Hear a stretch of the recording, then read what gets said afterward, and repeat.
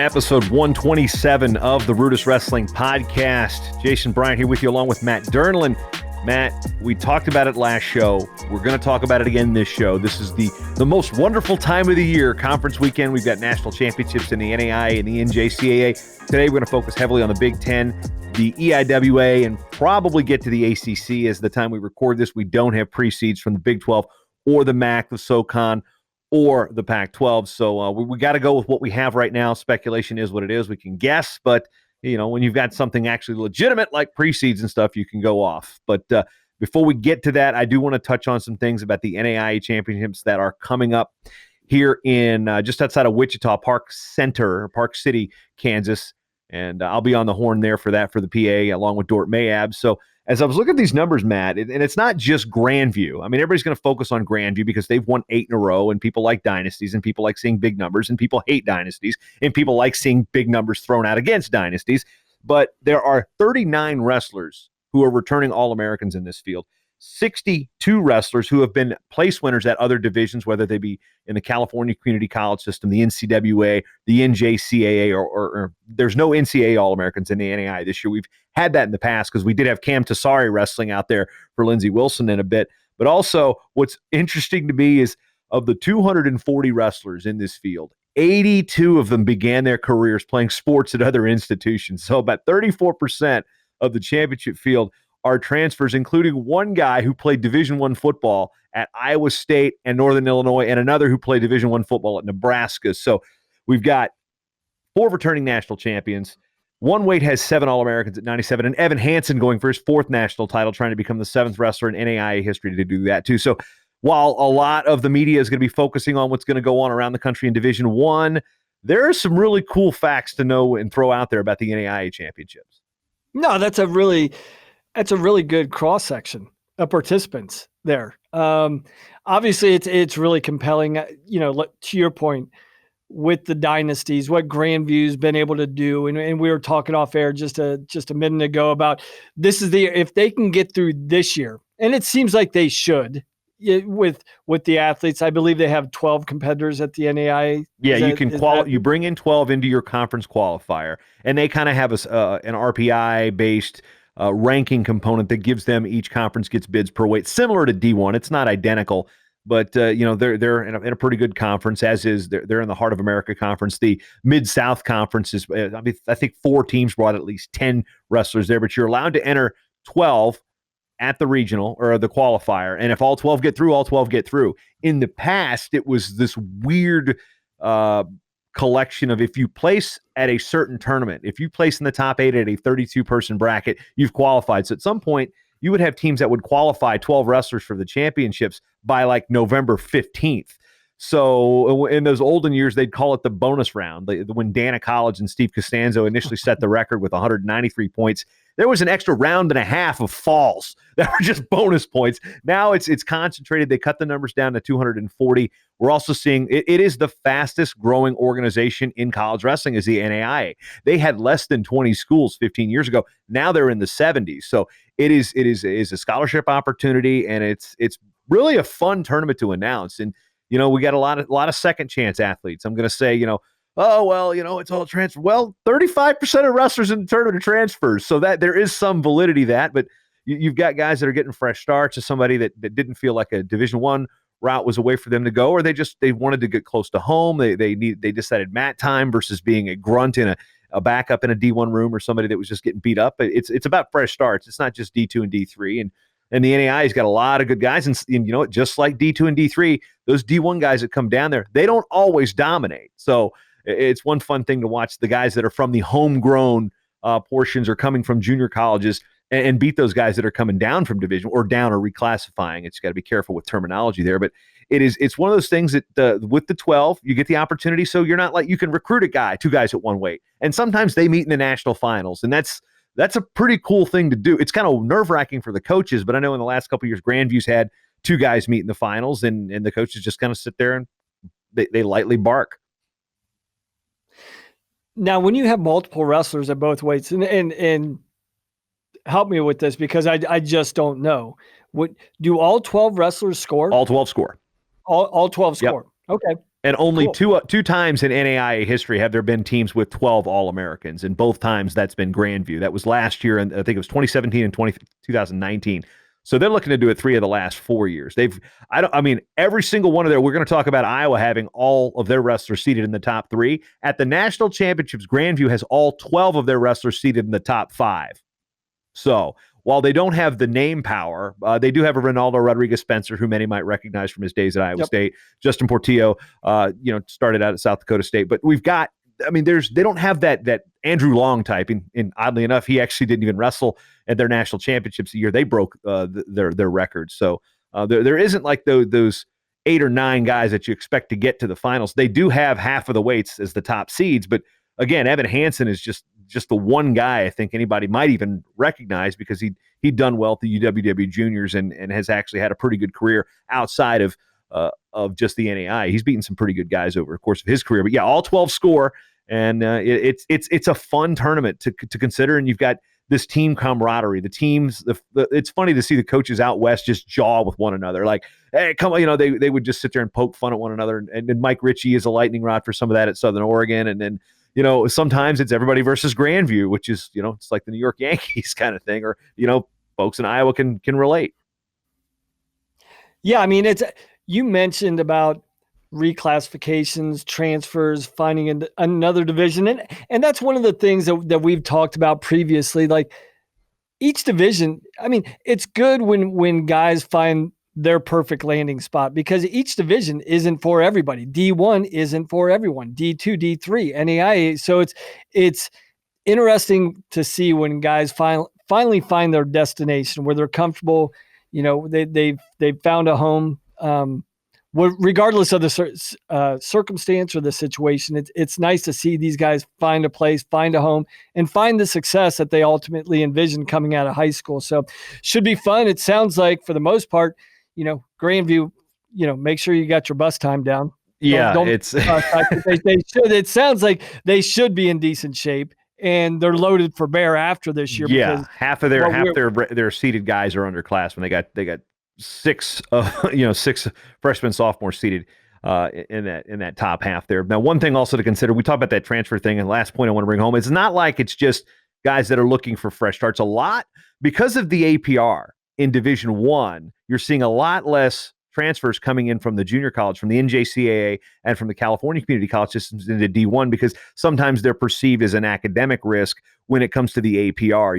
Because you're taking less chances on those guys at Division 1, whereas now with the growth opportunities at the NAIA especially has been where a lot of these NJCAA All-Americans have had the opportunity really to develop their careers. And I look through, and of those, I mean, we got a bunch of California guys from the Fall California League that are populating those lineups. So it's not like it's just transfers from 4-year schools. These are wrestlers who have gotten their associate's degrees, their 2-year degrees from their California schools or from schools that represent the NJCAA. Plenty of guys from Clackamas and High Line up in the Pacific Northwest. North Idaho has been a team that's put a lot of guys out into the next level. And you're seeing those type of athletes as a transfer. So it's not necessarily viewed as a negative. These are guys that are going on to get their 4-year degree. And because of the landscape of college wrestling, we're not seeing the opportunities. I mean, rarely, I'm trying to think, who was the last real dynamite junior college transfer? It was, that was there. Even Tyrell Fortune, as good as he was, he went from Clackamas to Grand Canyon, which was Division 2. So,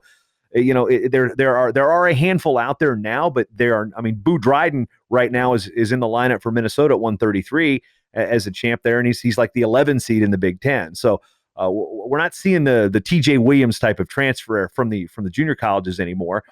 Pat Downey's probably an asterisk. I mean, he was an Iowa Central guy, and then of course his trials and tribulations are well documented on social media and other places. But again, that's the one thing that the NAIA has really opened the doors for us. Those 4-year opportunities aren't nearly as plentiful at the highest level of college wrestling, but Division 2s, new programs, the NAIA scholarship programs are offering those people coming from the 2-year schools a lot more varsity scholarship opportunities. Yeah, because it's difficult when you're talking about D1 and the APR, and that's probably a different discussion for a different time. But it's really difficult as a former D1 coach, to navigate the landscape. The APR is a different animal. I mean, that's something that I think most wrestling fans are aware, but not how it can affect your roster. It can affect your scholarship. It can affect your, postseason opportunities. So there's a lot of things to navigate before you just give opportunities to kids and especially when you put them on scholarship. I mean, that's really the central point when it comes down to the APR and what opportunities can you actually, provide while looking to protect, your program, the stability of your program. Because one or two of those guys, if you take a chance on one or two guys and they don't pan out for you, it can really affect your APR very, very quickly, because typically you don't have a large number of guys on scholarship. So when you lose one or two, it has a profound effect on your APR status. So we should get into that at a different point. I don't think we've got so much other stuff to dig into, especially jumping into the Big Ten pre-seeds. There's a lot to unpack there, along with the EIWA and the ACC, and we'll see where we can get to. But that's another conversation for another time. But again, I think it's going to be a great opportunity, a great championship this weekend at the NAIA, and excited to hear the recap of it next week. Yeah, it's going to be fun because, again, we see things there that are just general wackiness. Like we're going to see the following week in D2 and D3. And we had touched on the previous episode that we were going to talk a little bit about D2 today. Well, that's going to be next week before the D2 championships, because we did spend some time on our previous episode talking about the wackiness that is Division III and some of the programs that are making some waves there. But as we get to the Big Ten championships at the RAC in Rutgers, and that facility, I was there last year for Final X, and it's intense. And they've been bringing in big crowds. I mean, I think they average close to 4,000 this year. I haven't done the official attendance numbers yet, but I think one of the newspapers out there in Jersey did say that Rutgers would check in at fourth nationally in attendance. I think that's going to be accurate because, they track it, I track it. Well, I'm good with that, but it's going to be intimate. And it's going to be a lot of Jersey, man. This is for some of these folks that are coming from Iowa that maybe have only had one experience at the NCAA championships in New York City, to experience a dual meet at Rutgers or a championship format in Rutgers.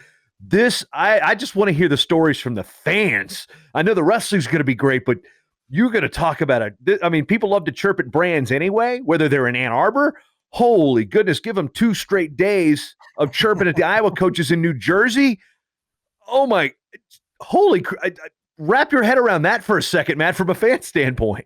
Oh, the East Coast is just a different animal. The East Coast is a different animal. New Jersey is even more different. I mean, yes, it's not a stereotype. And I say this in the most, it is a Jersey thing.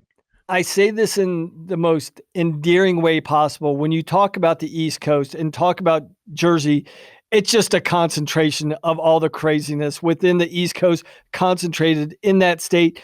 Not only are they passionate, but they're equally as knowledgeable too. This is a knowledgeable fan base, a knowledgeable fan base from a knowledgeable scholastic, fan base. They're vicious. They are vicious. They are vicious. One of the most amusing things to do is sit in New Jersey at a high school dual meet. I've done it a bunch of times, or sit in the Beast to the East, or sit there or sit there at the Virginia duels and hear the fans from the Jersey teams just chirping behind you at each other. I mean, it's honestly one of the more intriguing things I love about wrestling fans is just the differences. You go to Carver, you've got a different type of fan. You go to Oklahoma State, you've got a different type of fan. Penn State, Lehigh, you have so many different types of fan bases. But now that Rutgers is good,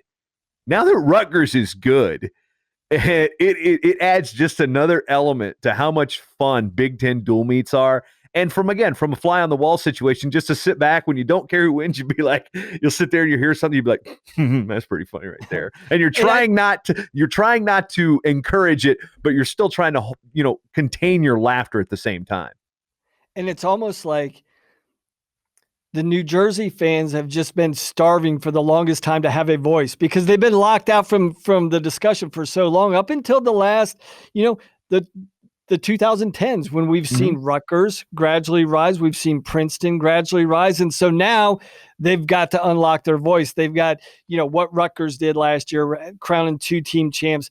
potentially with Princeton getting a team, being in a position to earn a team trophy this year. Now the voice of the New Jersey collegiate fan has become unlocked. Yeah, and they can. It's not just the small college fans at Rider or Old Trenton State, TC&J at Division III in Montclair, which had a great tradition. But I'm looking at this thing and I'm looking at the way it's going. I like I said, I'm more curious about what the energy is going to be like in the building, because we were talking before we started that it's just one of those things where the team title at the Big Tens, it's important. You're going to try to get there and try to win that team title when you're in that moment.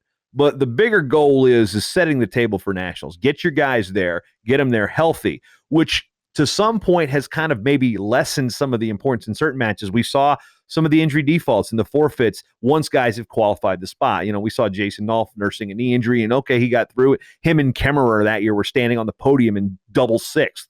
Or, Shakur Rashid last year forfeiting in the finals to Miles Martin. So we've that has come a bit of a negative when you're looking at the importance of the Big Ten championship going into the next week, setting this table for the NCAA championships. But still, when they're in that environment, that team title, you come home a Big Ten champion, that is important as a team. Individually, though, it's setting the table for nationals. You win the Big Tens, there is a really, really good chance you're going to be the top seed at nationals.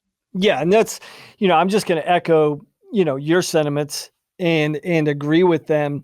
We were talking off air about, winning the Big Ten, and it's a prestigious thing and it's an important thing. But really, when you look at the top 5 teams in the Big Ten, they're all positioned within the top 6 in the country, pretty much. So their sights are firmly set on what can we do to position ourselves for the end of March, not the beginning of March, but for the end of March, to make a run, to position ourselves to win a team trophy and possibly win an NCAA trophy. Now, on the flip side of that, we talked about the EIWA, and there is very much bragging rights within that conference. Winning that title has further bragging rights. What they do there, yes, Princeton wants to win a team trophy.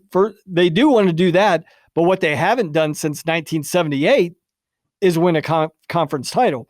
What Army hasn't done since 1987 is win an EIWA title. So where their programs are, where they're rising up, like on their checklist to become amongst the elites in NCAA wrestling, the first thing they have to do is they have to establish themselves in the conference. So they need to continue to check the boxes and move up the national ranks. That is going to be monumental if Princeton can win the EIWA title or Army. But back to the Big Ten, this is all about positioning. And we've seen this most notably from Penn State, and Cale has said this a number of times. Like, yes, do I want to win the Big Ten? Yes, we want to win everything. We want to win everything. Every duel, every individual match, every tournament, Big Ten's included. But if I have my choice, we're pointing towards the NCAA title. That's where we're going to be measured. That's how we're going to be remembered. To your point, several years ago in 2015, I think, when Ohio State and Iowa tied, people remember that because there was a tie at the top. What they remember is Ohio State winning the team title a couple weeks later, right? Mm-hmm. And, I think we've seen that Penn State has not won the Big Ten title multiple times, but gone on to win the tournament title. So I think, what we're going to see there, and I think we'll possibly see a situation, JB, because we've seen it in previous years where when push comes to shove, at the end of the day, you will see strategic moves, guys being pulled out of the tournament to let them fight another day, help them win another day. So you will see guys being pulled out in strategic moves for the sake of the NCAA tournament, not the Big Ten tournament, the health and well-being of the athletes being pulled out of the tournament. So they can be positioned the best they possibly can for the team race 2 weeks later. Yeah, and that's what we're getting at too. Is we're wrestling less matches. We're trying to stay healthy for March, even though Penn State for years, I think the last several years, their dual meet count has been 14. I'm not sure what it was off the top of my head this year, but they're 14-0, 14-0, 14-0. That was like kind of like a 14 and then a tournament. And then this year they had a little bit of a different schedule issue. They did take a loss or two. But when we look at the individual weight classes, and I'm looking at like I just hope we don't get some of those defaults in weights like 133 or weights like 140. I mean, let's look at let's be clear. The 10 weights are pretty beastly at the Big Ten, but hopefully we don't see this at 125. I mean, nobody's going to sit there and try to stop Spencer Lee. So, or nobody, I don't think, can stop Spencer Lee this year at 125. Whereas we've got 133 has got all sorts of things. We've had guys sitting, that have been hurt, guys that have been out for a bit that could complicate things. Of course, I'm talking about DeSanto and Sebastian Rivera. Joey Silva, who has been kind of an enigma this year for Michigan.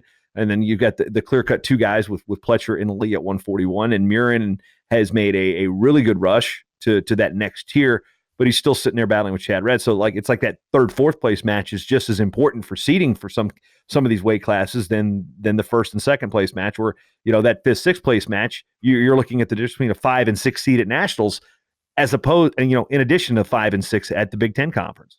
There's always craziness, but it's how much can, as a team, as an individual, how much can you control the chaos? And this is what it comes down to, is focusing, on yourself while also understanding the responsibility that you have to your teammates, to put enough points on the board.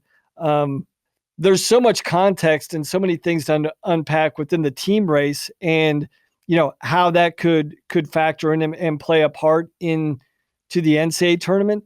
I think we should just go through weight by weight individually, if that works for you. Yeah, and I think we can probably skip 125 because it's Spencer. It's the 8 allocations, Spencer Lee and everybody else. I mean, right. Everybody's just going to be fighting over it. I don't see anybody in there Patrick McKee is a 3 seed, and that might be no disrespect to Mr. McKee, might be one of the softer 3s I've ever seen in the Big Ten, especially at a weight like this. 133, as good as the weight is, it's the team implications come with the projected semifinal with Penn State and Iowa, whereas you've got other wrestlers that are impacting the national seeding, like the Rivera-Petrowski match. Now, Rivera was beating Petrowski at the Midlands when he defaulted, winning the match, and actually lost by injury default. So winner there, if we get a healthy Sebastian Rivera versus Seth Gross, which was a great match with Rivera and Gross at the Midlands. Now, Wisconsin-Northwestern doesn't impact really the team situation on that half, with the winner going to face the winner of, projected DeSanto and Robin Bravo Young. So at 33, I think the story at 33 is more about the weight than it is the team race there, because you've got 4 guys, granted they're 1, 2, 3, and 5, that believe they all have shots at national championships, and you've got 4 of those 5. And again, not to give the slip to Petrowski, but he's not in that conversation, at least not right now, in terms of those 4 are legit shots out of the conference to win the tournament and win the NCAA championship. Now, if I'm Seth Gross and I'm Chris Bono, it's not that it's critical, but to make his path just slightly easier, in 2 weeks, he needs to hold serve. He needs to win this tournament. It would probably be best served, in a perfect world for Gross, if he could have RBY, DeSanto, and Rivera on the opposite side come the NCAA tournament. That's a great situation for him. But if he could avoid wrestling a couple of these guys, I think that's the thing. So I think Seth Gross winning, and not only him winning is important, but it's important for Wisconsin's opportunity to win a team trophy, because there's not a huge margin of error, because it kind of looks like there's some separation between 1 and 2 and the teams between 2 and 6 and 7, like who's got the most legitimate chance to really walk away with the team trophy. So, this is going to be a critical one for Wisconsin, for Seth Gross to win, but it's also going to be critical for Penn State. This is what we're going to get into at the back end of the Big Ten analysis of, where does Penn State need to be? How many guys do they need to get through to the finals to feel like they've got a legitimate chance, in Minneapolis? And, I would say, for Penn State, they got to get RBY And, this comes with potentially round 2 with Austin DeSanto.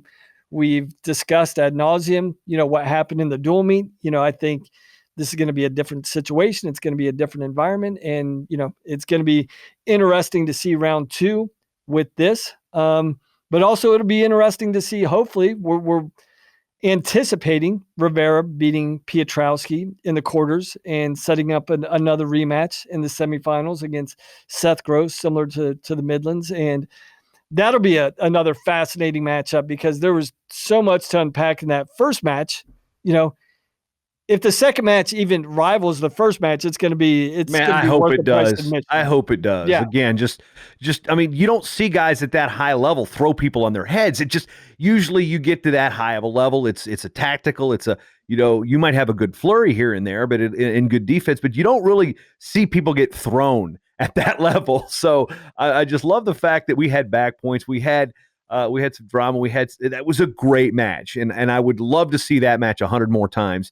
End up, regardless of the score, in that particular fashion, because who doesn't like big throws when, that's fun. I mean, those are fun, man.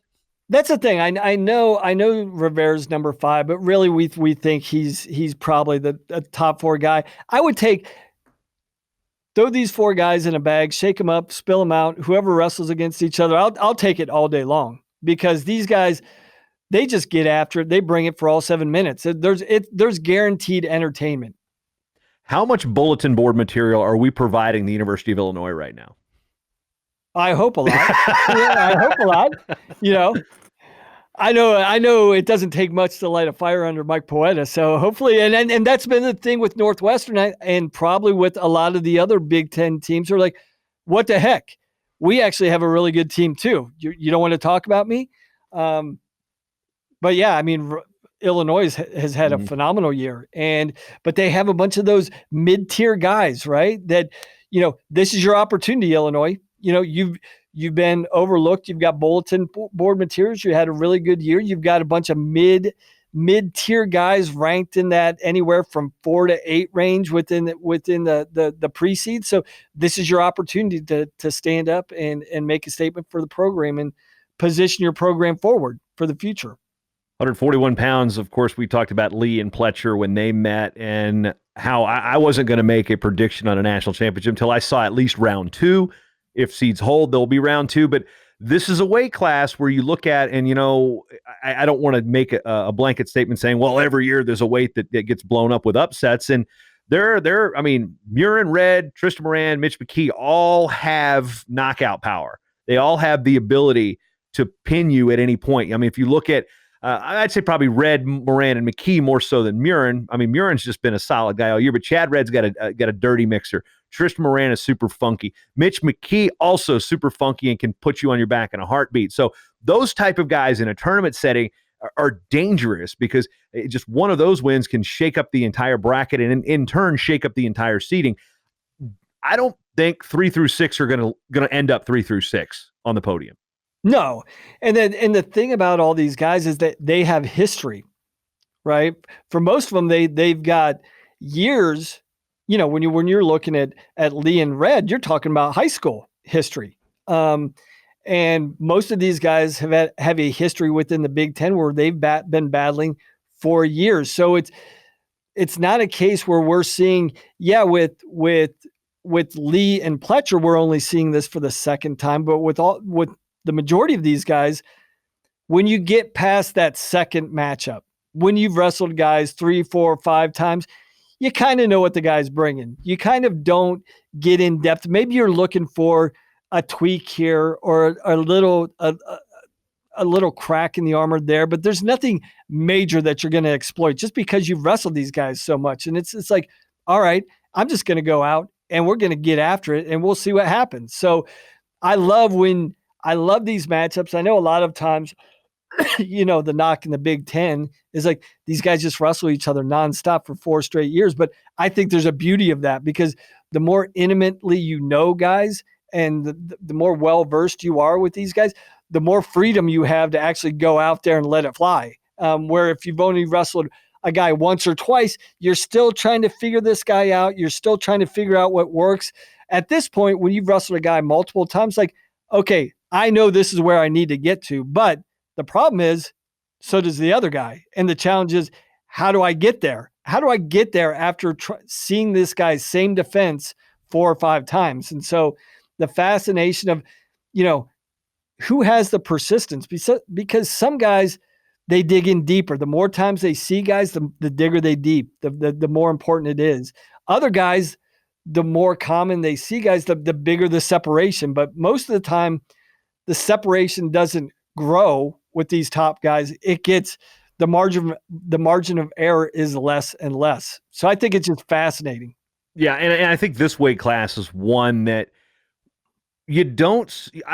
these top 6 that we're talking about here, they're not in those 2-1 tiebreaker 1 snoozers that you get when you see repetitive. This is the exact opposite of the Kokish, Storley, Mike Evans type of situation we had at 174 a couple years ago, where every single one of those matches was going to the freaking tiebreakers, and all those guys, as good as they are, when they wrestled one another, was insufferable to watch as a wrestling fan. I remember Chris Perry telling me a story about when I think he was wrestling, might have been Storley at the National Duels, and he goes, I got taken down, and then I got taken down again. He goes, oh crap, I'm gonna actually have to score. So it's like one of those things. So, but that's what I love about this weight class. Even with that familiarity, the tiebreaker quotient seems lower because they all go after it and score points.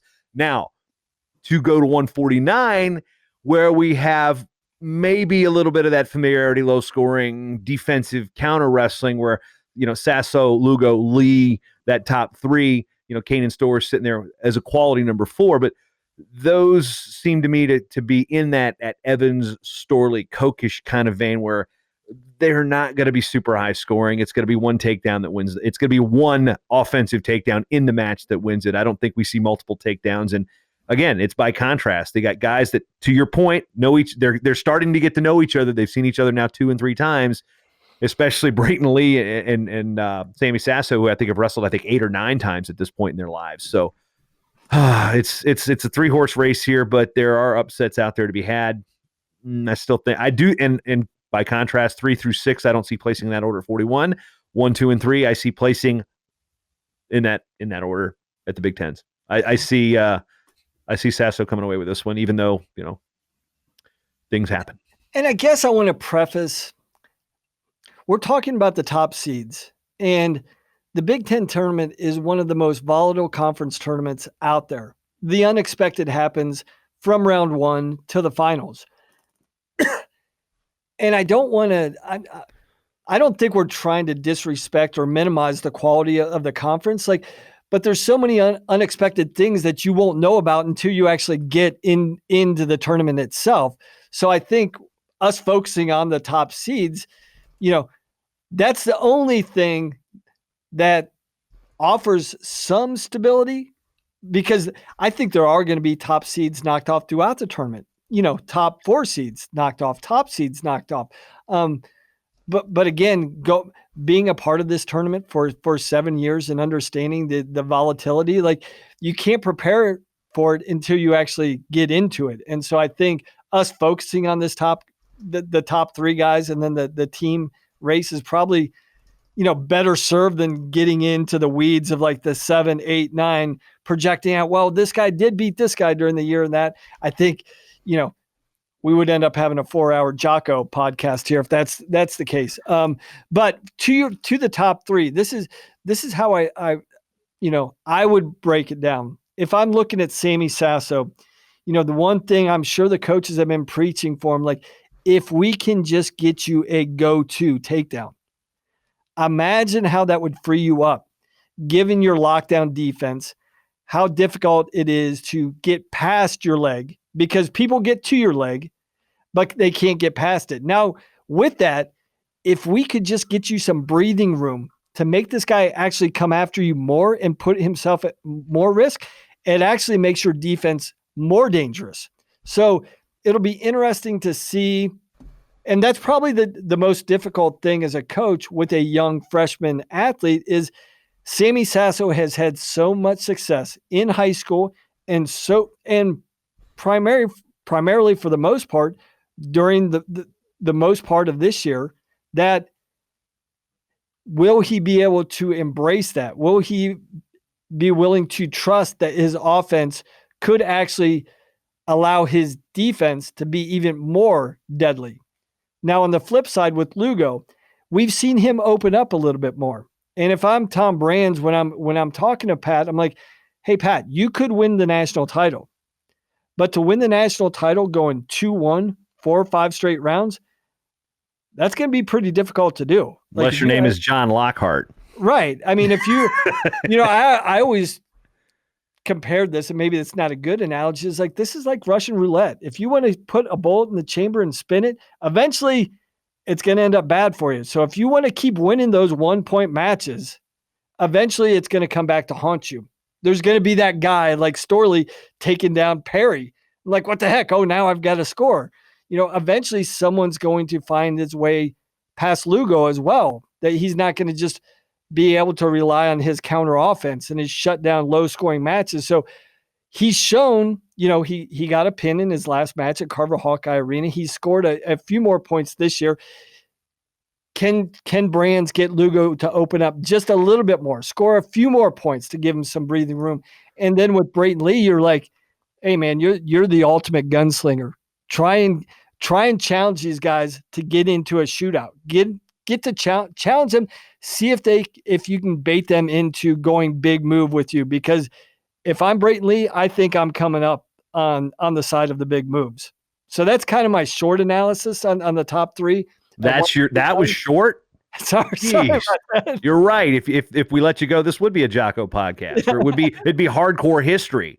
Yeah. I don't know if you've had that's a 4-hour. Yeah. Anyway. So maybe I'll try and be a little bit more condensed moving on. But that's like 3 disparate styles of wrestling. I think that's what's fascinating about 149 is like they're so different in the way they approach wrestling. I just got a sense we're going to see again 2-1-3-2s out of this one. Now moving to 157. This is a bit wonky because we saw we want to reference some of the great matches we saw at the Midlands. Like Caleb Young and Kendall Coleman had a wild match at the Midlands, and Caleb Young, it seemed like it was a clear cut solid guy. I mean, he had beaten Deacon last year. Deacon's been wrestling really good this year, and it's like. And now Caleb Young coming off that loss to Wyatt Sheets, you're like, okay, are we putting too much into that loss a week ago, going into the Big Tens, and now saying, okay, well, Deacon kind of shifts up as a little bit more of a pronounced favorite, even though Young does have success over him. And then you got a guy like Kendall Coleman, who is like the X factor, a guy that's not been here before. So does he tighten up? Does he clam up? Or is he like, you don't know what I've got at this tournament? It's showtime. The lights are on, as the expression goes. So I'm really curious on, I don't see it being anything other than a Deacon Young final, although the upset portion on the bottom half of that bracket would not entirely surprise me. Yes, I agree. I think Deacon is the class of the field. I think, I was actually interviewing Matt Storniolo last summer, and we were talking about Deacon had such a phenomenal run up until the last month of the year. Mm-hmm. And so the logical question was like, Matt, what kind of happened? I was like, for me, it was Deacon Nolf all year last year. I was like, the way they were both competing, I thought for sure these two, but then, Deacon kind of fell off just a little bit at the end of the year. And I was like, Matthew, what happened there? And he's like, it's just a classic case of a guy wanting it a bit too much and probably overtraining just a little bit, wanting it too much and believing in the coaches, but wanting to do it just a little more on his own. And I think he learned a valuable lesson. I think he's much more mature. I think he, the lesson he learned from a year ago, in March, I think he's got a lot more in reserve. I think he's excited. I don't think we've seen him wrestle at this level. So yeah, I think for me, he's the class of the field.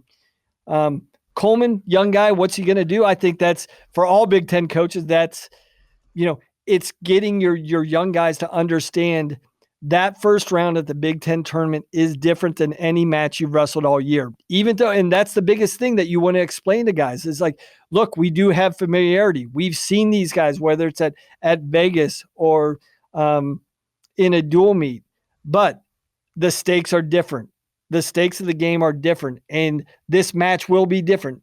I don't care if you saw him, what version you saw of this guy in a dual meet or at a tournament, the stakes are greater. So be ready to be the best version of yourself and trying to get your freshmen to understand that, because I've been on both sides. I've been on the case where guys like, yeah, I'm going to raise the game and they're going to see a new version of me. Or you see guys like, no, I know what this guy's about. And then they come off the mat and they're like, what the heck just happened there? And like, well, we tried to tell you, like, the stakes are a little higher. So with a guy like Coleman, it'll be interesting to see how he comes out of the gates and what he's bringing to the table there. But, to your point, I really think it's a Deacon Young final, with Edge going to Deacon here. Yeah, and this way it only qualifies 6. So basically, those guys that make the semis, maybe you do save yourself in this respect. Now, 165, it qualifies 8, but realistically, again, the top 4 here: Vincenzo Joseph, Alex Marinelli, Evan Wick, Isaiah White are the real threats. Now, Ethan Smith is a dangerous number 5, especially with a guy like Isaiah White. Albert White's a completely different Illinois native. But as far as Isaiah White's concerned, he's been in more of those low-scoring tiebreaker matches, whereas, the way that duel ended with these two wrestling is one thing. But we see when Isaiah White, we know he can score a lot when he wants to. He's just being able to pull the trigger. Now, that's that 4-5 that could disrupt this, and I think there's a clear separation, 1, 2, 3, and then you get to White, who has been close with these guys, but he hasn't really knocked them off, so to speak. So those are the top 4, and then Joseph, Marinelli, and Marinelli Wick again. How many times can these guys be on the same side of the bracket? It just seems every time, and I think this is what it comes down to. And we, Ben and I talked about this all last year. You and I talked about it before. The key in this matchup is can Evan Wick ever get to his offense, right? In this matchup with Marinelli, I think it comes down to that, and has come down to that, for a number of occasions. Can Evan Wick? We know what he can do on top. We know how dangerous he is there. But if you don't get that legitimate opportunity off a score, because riding after a score typically is much easier. You can get into your ride, you can secure riding time. So, the advantage Wick would have after a takedown with his riding, we really haven't seen that too often against Marinelli. So I think the key there is, can he finally get to his offense against Marinelli? And then, with White and Joseph, White in general, with all these guys, it's like he's taken them all to overtime at some point, but we've never seen him get over the hump. He's always taking guys into deep waters, being within striking distance, but we've never seen him punch through that wall. Occasionally we have, but not against these guys, right? So will this be the weekend? And will this, disrupt the seedings enough to,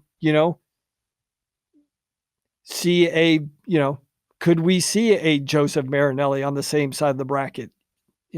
That's the storylines or potential storylines that could come out if some upsets occur, but I don't see it happen. All that being said, JB, I do see this being another matchup between Joseph and Marinelli. And the storylines there's, can Joseph finally win a Big Ten title? Or would he be better served not winning a Big Ten title based on his history the previous 3 years, making it to the NCAA finals without winning a Big Ten title? Yeah, let's go with that. You know what? Why? Because it makes for a better story come Minneapolis. So yeah, let's do that. Let's specifically pick Chenzo to not win it. That way he can go and make the finals again at the D1s 2 weeks later. As far as analyzing this from my perspective, I mean, we've seen all these guys wrestle each other a ton already. I don't think there's any more that I can say that hasn't already been said out there other than get the popcorn. This is going to be a fun wait. Yeah. Yeah. That's the dynamite insight you tune into this show for. It's the Orville Redenbacher versus the Jolly Time. It depends on where you farm it. 174. This at the beginning of the year, the questions were about Kemmerer. How is he going to do with the weight? It's Mark Hall's to win. He's the guy with Zahid now out of the weight class. That's another story entirely. But when we look at the weight now, it's like, okay, well, Kemmerer and Hall part 2, is this a situation that's going to be like, okay, I need to see. I think it's, in my perspective, like Kemmerer, like Pletcher and Lee, I want to see part 2 before I really figure out who I think is going to win part 3. So I don't see the field. Again, the field has been tough in terms of with each other, but there's that clear separation with Leidy, Skatska, Labriola that, they have great matches and tight matches with one another, but they're not really doing it with Hall and Kemmerer this year. So that's a 1-2 that I think is going to hold. And in Jersey, who do you favor with Kemmerer being from Western P? I can't think of any intangibles here that would give any athlete the advantage being in Jersey other than Mark Hall has a shorter drive, So gut reaction tells me Mark Hall wins this match. Okay. I could see that. More importantly, though, it's critical that they see each other again.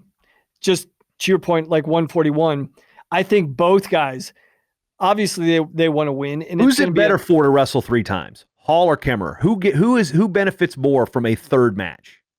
I think it benefits Hall. The more he can see, because I think Kemmerer, and we talked about this, I think Kemmerer threw a couple things his way that he wasn't necessarily expecting. And I think it'll be good for Hall. I don't see Kemmerer's game plan changing much. I think even though, the knock on Hall is he doesn't do much. He doesn't open up. But we know what the skill set is. We know what the talent is. We know what the IQ is. So I think he can adapt. We've seen him adapt his style of wrestling to his opponents more than we've seen Kemmerer. And Hall's got that variable skill set where he could beat you multiple areas, multiple ways. He's kind of got his game plan, what he wants to do. It doesn't change that much. I think Hall's got the ability to change. Will he change? He can. I don't think it's going to be drastic, but I think he can adjust his game plan just a little bit more than Kemmerer. But I tell you what, if Kemmerer gets, here's the question, JB, that I would pose to you. If Kemmerer beats him again, does that plant the seed of doubt that he needs? Because right now, I'm sure Hall is like, nah, that was in Carver Hawkeye. I made some mistakes. Not that he rationalized it. He takes the loss, but I don't think he's like, all right, I can adjust some things. I'll be good. I'll change it up. We'll be good to go after Big Tens. What happens if he doesn't? And how does that play out going into March or the NCAA tournament then? Well, we've seen Mark Hall do that with Zaid Valencia, last year. We're sitting there with like people expect it to go one way, it goes the other. It's like, okay. And then when it comes time to win a title, well, it changed up again. So with where I think Hall's strength is that ability to, I don't want to say close the gap because again, there's basically one example of him not doing that after having been successful at it is being a smart enough wrestler to know, okay, this position was key. This position key. And I think that's one thing that with the coaching staff that he's got at Penn State, really, they kind of gel to the point where they think alike and knowing, okay, where is the adjustment? Where's the situational wrestling that I need to know that I'm going to be put in here? And I think if Hall gets to do that one more time, I think he has a better chance of catching Kemmerer by surprise. Now, if Kemmerer beats him a second time, I do believe I don't know what's the saying. It's hard to beat somebody hard to beat somebody twice, hard to beat somebody even harder to beat somebody 3 times. But once you beat them 3 times, you'll never lose to them again. I don't know. It's some weird wrestling adage or mental block or something like that. But I think if Kemmerer wins the second one, I think this is not earth shattering thought process here. I think he wins that second one. I think that pretty much really kind of cements it in terms if they meet in the third. Now, I anticipate Hall to win the second one. Then we have a real toss-up going into the finals, which to me is what I want to see on Saturday night in Minneapolis. But I just call it a gut feeling that Hall wins this match, and I think Kemmerer will eventually win the national title, though. Ooh, yeah, I made a national title pick already. I like that. I like it, and it'll be interesting because I did make a point after the dual meet, just a gut reaction, and I don't have any basis of fact to make this statement. My gut kind of told me that I thought Hall kind of overlooked Kemmerer just a little bit. And 2, I thought that after Joseph beat Marinelli, I thought he felt the dual meet was in hand. So we'll see how that plays out. If there's any validity to what my gut was telling me. So yeah, and a week from now, my gut could be completely the different direction. Like it could be completely like, you know what? Last week I thought Cameron was going to do it. Like I said, I probably was a little premature even saying that. I need to see the second match to really have a firm grasp on what I think is going to happen. Now, 84 has been the point of contention for the craziness all season long. And now again with Zahid Valencia, right now we still don't know if he's even going to enter the Pac-12 tournament. I'm just going to basically say no. Leaning towards that, going to that seat of doubt that, okay, it's not even worth talking for nationals right now. We'll focus on the Big Ten with 10 qualifiers. It was the weirdest wait this year because now Aaron Brooks just has the one conference loss. And oddly enough, he's on the same side with Taylor Venz, the guy that gave him that loss. And it's going to be, this is the one where 1 through 10 is not going to sit like 1 through 10. Cam Caffey might be the most dangerous, not talked about guy out there right now because everybody's focused on everybody but Cam Caffey, except for Kevin Claunch over at Blood Round, who has sat there and been beating the Cam Caffey drum all year. Great hair, like Samson, Cam Caffey. So like I said, this is one I can't really predict it because nobody's been able to predict it. It's just going to be one of those ones where, hey, Jersey, sit back, relax, and watch and enjoy this weight class. And you know what? The advantage Caffey may have over a lot of these guys, he doesn't have the team pressure. Because guys think about that. That's stuff you're talking about in team meetings, in between rounds, different things. You know what's going on. Cam Caffey doesn't necessarily have that team pressure. He doesn't have to scoreboard watch, or he doesn't have coaches saying, oh, we need a bonus point. It's just, hey, Cam. He can go out there and wrestle. Just go be your best. You get complete freedom. All these other guys, like there's some pressure on Brooks. Like if Penn State's going to have a chance, at the Big Tens or the NCAAs, he's got to make the finals. And to do that, he's got to go through a guy that kind of bullied him. The one guy that bullied him all year was Venz. And it's like, so he's got some extra pressure, and I know these guys go there. They want this pressure. They go to Penn State. They go to high profile programs because they want to be in these positions. But when you're actually in this position, it's just one more thing that you have to balance than a true individual does. The true individual is like, hey, it's just about me here. I'm just going to go out, show out, be my best. Yeah, and this is a situation. Do the Penn State guys wrestle differently, knowing that they're not supposed to win this tournament as a team? They're not supposed to, because this is already it's been preordained that Iowa's got the team that's going to win the Big Tens and be the hands down favorite to win the NCAA championship. So does that now play into Aaron Brooks's hand, where he's a true freshman out there? He's like, you know what? I got no worries. I'm not supposed to be here. The start of the year, was I supposed to be the 1 seed? No, start of the year I wasn't even the starter.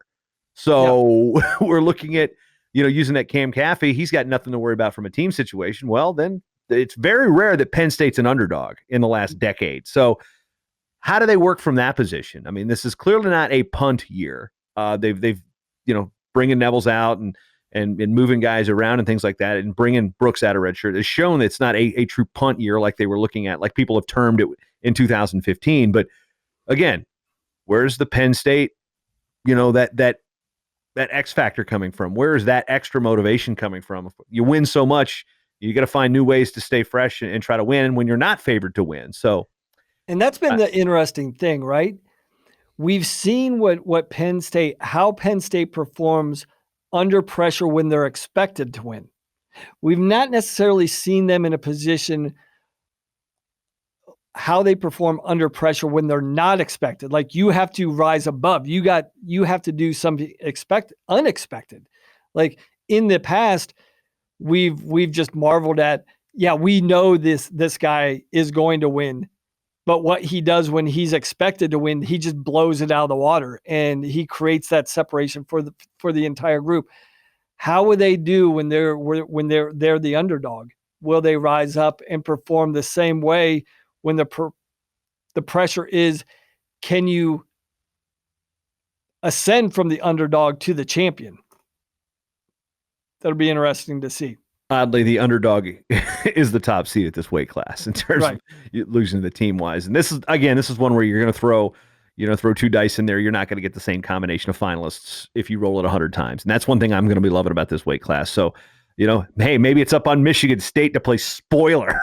Yeah. Get to the finals here. Now, 197 again, we've had a bit of a separation here. Colin Moore has looked unbelievable this year. It's really kind of just blown through the competition within the conference. 6 qualifying bids here, which is interesting as we bring up that team score situation because Shakur Rashid sits at number 6. Now, here we go again. Now, say Rashid gets to the semis. Say he pulls off that upset, makes the semis.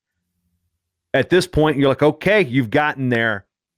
Do we potentially see him, med forfeit to 6th based on how he's been wrestling this year? But he's going to have to at least get 6th to get through because his resume is not, in my opinion, strong enough to get an at-large bid. So sitting knowing that he's the pre-seed 6 and there are 6 allocations means there's a clear target. He's not coming from the 8-9 trying to get this thing. He's in a little bit better spot if the seeds hold. So this is something I honestly didn't expect coming in, that he would be seated at the 6th. And to be honest with you, I didn't really analyze it that closely. I just know that this weight class is Colin Moore's to lose, and we'll see what happens.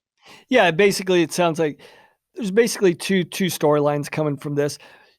Colin Moore, will he hold serve and be the dominant person he's been all year? If he is, this is an open shut case. Who wins 197? It's Colin Moore's to win or lose.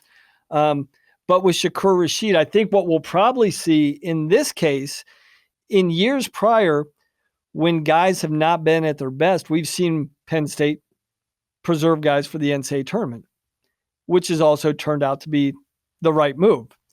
In this case, I think the more matches they get Shakur, the better for him, because what they're trying to do in years past, and not only with him, but with other individuals, they're trying to get them as healthy as they possibly can be for the NCAA tournament. With Shakur's case this year, it's about establishing momentum. That's the one thing he hasn't been able to do. He's healthy. He's healthy now. Is he 100%? It doesn't look like, but structurally, is he healthy? He's structurally healthy. The knee's good, but he just hasn't quite started establishing the momentum and scoring points. Now, we saw a pin, albeit versus American University a week ago, but we did see a glimpse of the Shakur Rashid that we've seen previously. So in this case, I think the more matches Shakur can get, it's going to be the better for him, better for Penn State, because they need to see if they can get him on a heater, get him, on a run that he's had in the past. Come on, Ricky, give him the heater. All right. Now, one thing to consider is the pre-seeds, the way they are. He's in a 6th spot, so we can't. I don't want to give Coach Heffernan any more bulletin board material without mentioning that Matt Wroblewski is he wrestled at the Junior World Championships for Poland a couple years ago. He is a tough out. And this is not something Rashid can look past. I think people are just kind of seeing that 6, kind of doing what I did initially, going, okay, 6, he's got to get to 6. Can he beat Warner and make the semis and default out? He's got a guy like Wroblewski is not essentially the guy you really want to warm up with. He's really pretty solid. I mean, he's not a guy that people have talked about this year, but he's got a lot of upside. He's young, he's hungry, and he's a guy, again, who's being slept on, and maybe he's going to take offense to this. It's like, 6'11", come on. Yeah, and I think the one thing that Rashid will take away, he knows nothing's come easy, so he will be ready, right? No match has come easy for him this year, so I think he will be prepared. Now, it's the other Big Ten, you're not going to get that kid from American enough in the first 2 rounds of this conference. Just isn't going to happen. Yeah, so I guess on the other side of the coin with Rashid is like, what's he got left in the tank mentally, JB? It's not really physically right now. At this point, physically, he's not the same version of himself that he came into college with 5 years ago or 6 years ago, right? He does still dress very well, though. He does dress the part, for sure, which I have a high appreciation for. But my thing is, like, he's had to endure so many mental struggles, so many mental obstacles, overcoming injuries, in and out of the lineup. What's he got left in the tank mentally at this point in his career? Does he have it? Does he have enough within him to summon greatness one more time? Yeah, We know it's in there. He needs the power of Grayskull at this point. Right. That's who I'd be summoning. But yeah, I mean, he's a guy like what happens here, JB? Here's a scenario. What if he does get knocked off first round? What does he do? Because that really is where you have to dig down deep. Like, what do I want to do? Am I fine? Is this the end of my journey? Because guys in the back locker rooms, in the locker rooms, these are the conversations that are haunting guys after losing. Like, what do I want to do? What do I have left in me? These are also the conversations, Matt, that will haunt coaches too if they feel like they may have. I mean, that's a decision that's, I think, one of those coaching decisions. Like, okay, what happened? What if? Then what do you do? And then the hindsight is some coaches carry things like that the rest of their careers.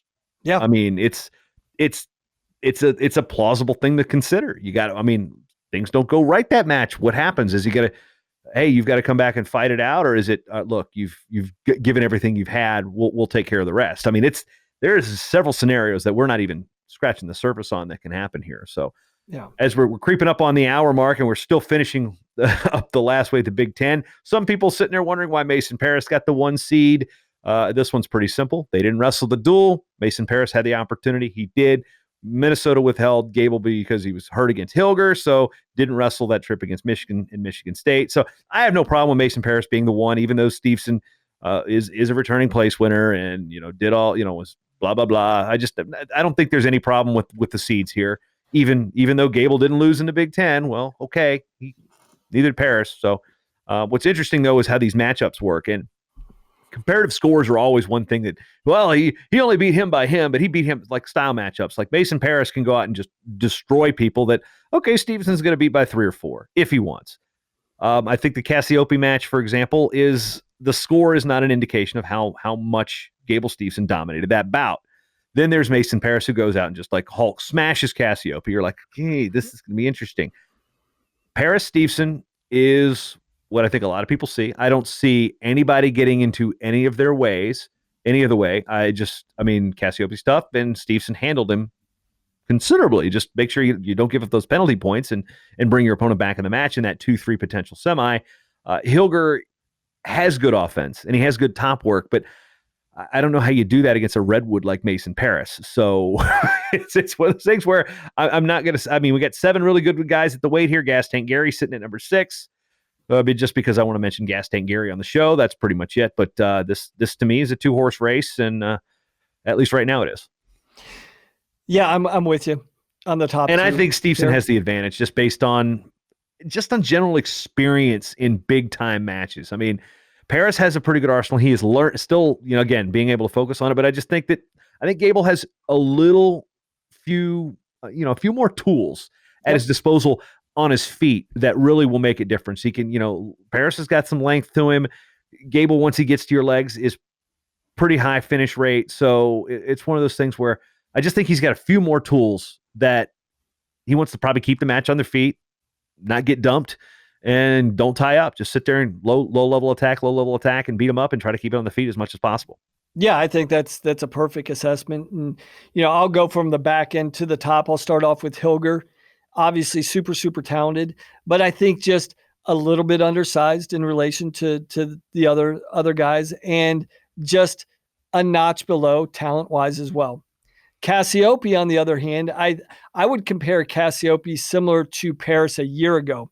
We all saw, the in-season potential, what he was able to do. But I think what we've seen with Paris, and typically with most heavyweights, they need 2 full years in the lineup till we actually see what they're going to be. As good as Cassiope is, and he can push these guys, but I think that's all he can do with the top 2 guys at this point is push them. I think he still needs a year. Similar to Paris. I think Paris is still 6 months behind a Stevenson. I think what we saw with Paris last year was, okay, give him another year. We saw what he did. I think that was a formative experience at U23s, what he was able to do. And I think that catapulted him mentally into the level in the conversation with Gable Stevenson. I think Stevenson advantage, even though all these guys are similar age, Stevenson's got the pedigree of all the world, the cadet and junior world titles, being in the finals of Final X, all these things. He's just got more experience, more pedigree in these environments. And I think at the end of the day, that's the edge that's going to go to Stevenson, over Paris specifically. Yeah, I think that's right. And then one thing you also look at too is we kind of said a lot of the same things people were saying. We didn't actually say it about last year when Gable goes in and then gets knocked off by Anthony Cassar, who was basically a one-time, first years in the starting lineup, goes up, beats some Big Tens, beats some NCAAs, wins national titles. So maybe is that in the back of Gable's mind going, last year I was going in as the favorite. Now I cannot overlook anybody. I mean, is it maybe it's like, okay, that was the humbling moment that he needed twice to say, all right, well, I got to wrestle everybody tough no matter who they are. I think so. And that's the thing, like as accomplished as Gable was, maybe he just needed some real world maturity because he hadn't really seen that type of resistance in the entire world, for the majority of his career. So yeah, I think that was a great learning tool for him. Interestingly enough, the guy who beat him in Trnava, Slovakia, popped for banned substance after Worlds this year. So maybe I wonder if we can go retroactively look at that stuff anyway. But that's neither here nor there. Matt, we're over an hour now. We're not even going to get to the EIWA. We did touch on it at the beginning. Another thing at Lehigh, I'm going to just say real good. They do a great job at hosting that event. So, and if you've got the opportunity to maybe bounce between Rutgers and Lehigh, it's not that far of a drive between the two. You can make a weekend out of it if you were available to get tickets at Rutgers. And if not, Stabler's, hey, head on down to EIWA. You got a little different dynamic. You still got some Jersey in there. But, that's going to be a fun team race. And, the job Kevin Ward has done at Army West Point, what Chris Ayers has done at Princeton, of course, Cornell and Lehigh, the old guard in the EIWA, and it's always going to be fun. So always some craziness happens out of there. There's always going to be somebody from like Sacred Heart or Franklin or Marshall that mixes things up. And I'm curious to see the development that Dennis Papadopoulos has done with his guys at Hofstra. They started off the year with some injuries and lost some ugly dual meets, and then all of a sudden they ended the year on a real good run.